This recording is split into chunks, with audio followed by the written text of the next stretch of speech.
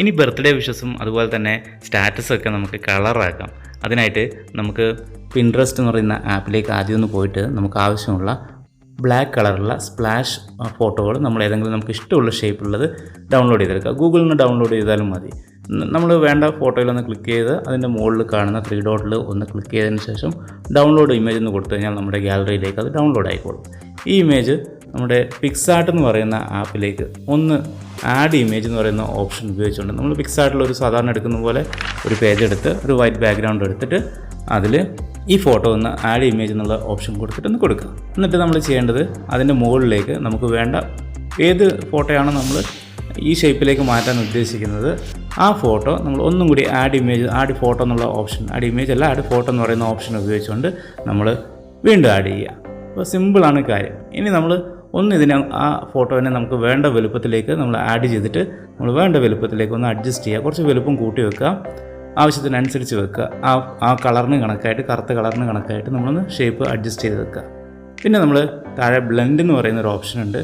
അതിൽ പോയിട്ട് ലൈറ്റ് എന്ന് പറഞ്ഞ ഓപ്ഷൻ ഒന്ന് കൊടുത്തു കഴിഞ്ഞാൽ ആ കറുത്ത ഭാഗത്തിൻ്റെ ഉള്ളിൽ നമുക്ക് ഈ ഫോട്ടോ നല്ല അടിപൊളിയായിട്ട് കാണാൻ പറ്റും. സംഭവം സെറ്റായി. ഇനി നമുക്ക് ആവശ്യത്തിനനുസരിച്ച് അങ്ങോട്ടോ ഇങ്ങോട്ടോ ഒന്ന് നീക്കി നോക്കിയാൽ മതി. ഇനി നമുക്ക് അതിൻ്റെ അകത്ത് നമുക്ക് ബർത്ത്ഡേ വിഷസോ കാര്യങ്ങളൊക്കെ ആഡ് ചെയ്യണമെങ്കിൽ നമ്മൾ സ്റ്റിക്കർ ഉപയോഗിച്ചാൽ മതി. നമുക്ക് പിക്സാർട്ടിൽ തന്നെ സ്റ്റിക്കേഴ്സ് ഇഷ്ടം പോലെ സ്റ്റിക്കേഴ്സ് ഉണ്ട്.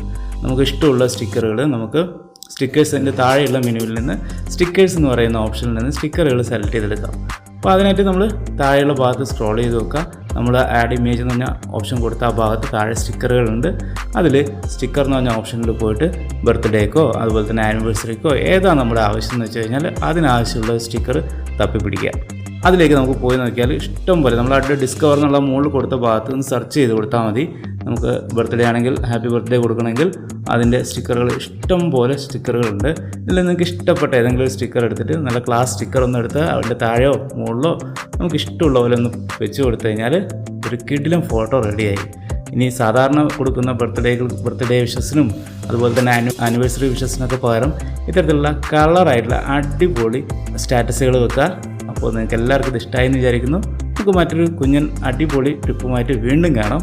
അപ്പോൾ ഇഷ്ടപ്പെട്ടാൽ ലൈക്ക് ചെയ്യാനും അതുപോലെ ഷെയർ ചെയ്യാനും സബ്സ്ക്രൈബ് ചെയ്യാനും ആരും മറക്കണ്ട കേട്ടോ. അപ്പോൾ നമുക്ക് മറ്റൊരു വീഡിയോയിൽ വീണ്ടും കാണാം.